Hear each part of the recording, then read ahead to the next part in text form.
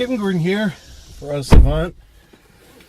Something a little bit different, because we're coming to you from the 2014 Mazda CX5, a car that we've reviewed already in a bit of detail, but there's one major change that they've made to the Mazda, and that's the fact that now it comes with an extra half liter of displacement. A little bit different today, and the reason I point that out is, unlike most of the stuff we do here at the Auto Savant channel on YouTube and even at autosavant.com, is we're not really big on picking a best in a category. But when I started to think about the CX5, what I realized was, when friends of mine ask me what car they should get, and it fits into a category where the CX5 might fall, this is always my go-to pick. I really do think that the CX5 is the nicest to drive, probably one of the better appointed cars that you can get in this price range. And what is this price range? Well, the mid-level spec of the CX5, which you have to get to the 2.5 liter updated Skyactiv engine, comes in right at about $25,000. And at that price, with that set of feature content and the way this thing rides, drives, seats, all that kind of stuff, I really do think it's the best car in its category. An argument could be made, I guess, for the Subaru Forester, but for me, even though I'm a giant Subaru fan, I would actually go with the CX5. So with that right out of the way, let's talk a little bit about what makes the updated version of this car different from the one that we tested last time. Of course, the biggest difference is an extra half liter of displacement.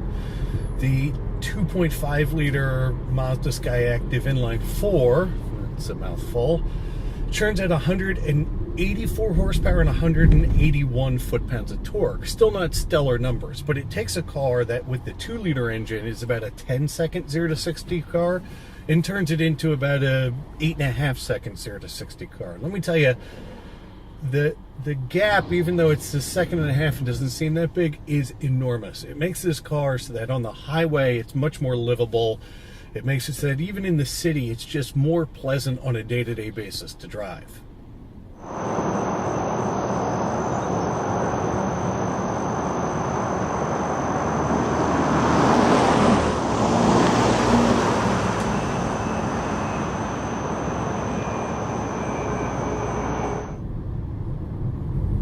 To give you an idea of just sort of moving along acceleration numbers, now that's 40, 50, 60, and sort of a rolling on acceleration. So still not stellar or all that fast, but really it's difficult to explain, I think, the improvement that this car feels over the previous iteration.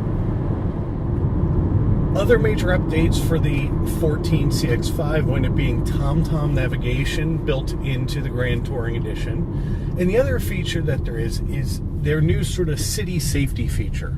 It's one of these, if you're going less than 17 or 19 miles an hour and the car actually detects something in front of you, it will start braking on its own. I've tried to figure out how to get it to activate to be able to show you guys what it's sort of like and experience, but I haven't been able to do so in sort of my passive tests, sort of running up on something at low speeds and hoping that the brakes will turn on. I have to admit, I've chickened out every time. But it's interesting to know that for this car, comes in just over $30,000 with the upgraded tech package.